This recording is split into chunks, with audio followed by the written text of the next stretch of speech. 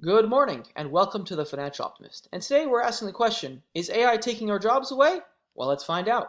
So this chart here shows us the number of layoffs we have every single year from 1988 through today. So back then it was a few thousand per year. Throughout the 1990s it went up to maybe, 20, 30,000 per year. Late 90s it dropped off a bit. But then in '01 we had a stock market crash, first year of over 100,000 layoffs in a single year. And then, it dipped down to below 100,000 again. Another crash back in '08. Now it was over 100,000 layoffs per year again, dipped off a bit, and it's 2011 is the very last year on record with less than 100,000 layoffs. Every year since then it's been over 100,000. So because of that, you start to see, it does a bit of a range here, it goes up, and 2015 we kind of bump up to a whole new level here. 2015 to 2019 we have between 200,000 to 300,000 layoffs every single year. So with that being said, that's quite a bit of an increase in years past. And then of course with COVID, almost 1.9 million layoffs in a single year. So when times get tough, companies abandon us. Job security doesn't exist anymore. After the pandemic ended, we're back down to 100-some thousand, but now, see, 2023, 350,000, 2024, 250,000. 2025 isn't finished yet. We're almost 200,000 for the year so far. So the last couple of years, 200-ish some thousand. That's about what we were before the pandemic. So we're kind of in this range of 200,000, 300,000-ish layoffs per year seems to be the new normal. And of course, when times get tough, they can lay off a lot more than that if they wanted to. So that asks the question then, when did layoffs become normal? When did that start happening? Well, it looks like back around 1970s, 1980s, it started becoming common. Back before then, if you got a job at a company, you were almost guaranteed lifetime employment. The companies would offer you a secure job, pay you really good money, and everything worked out really well. But in the last few decades, layoffs have gone off the charts, as you've seen.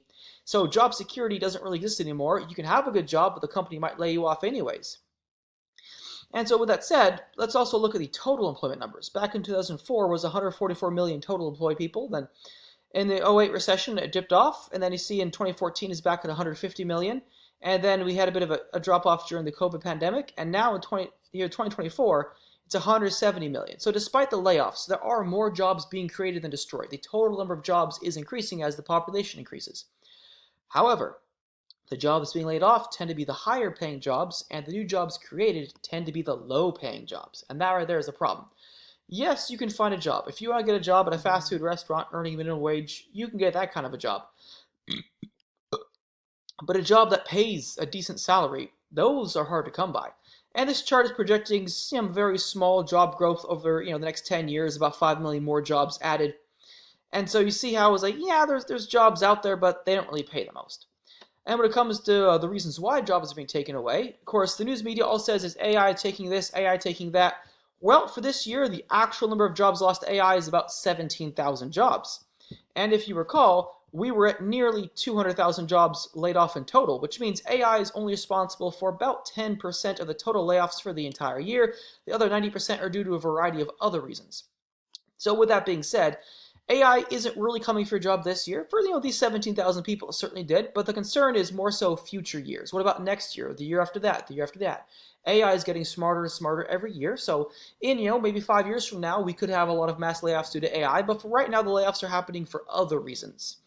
Now, with that said, when it comes to what kind of a strategy you're going to be taking to survive all this, okay, well, as we can see, company loyalty is dead. Mass layoffs happen all the time. And yes, there's some jobs being created so you can find work, but you're going to have to learn to be a very mobile worker, meaning you're going to have to be willing to change industries. If you're in an industry that's affected by AI in a couple of years, you're going to have to change jobs. If you're in a company that lays you off, you have to find a new job. You're going to have to kind of tailor your resume to focus on being able to adapt to changes. If there's a massive change, you go somewhere else. Being willing to physically move to a new location where maybe you can find either better paying jobs or more affordable real estate.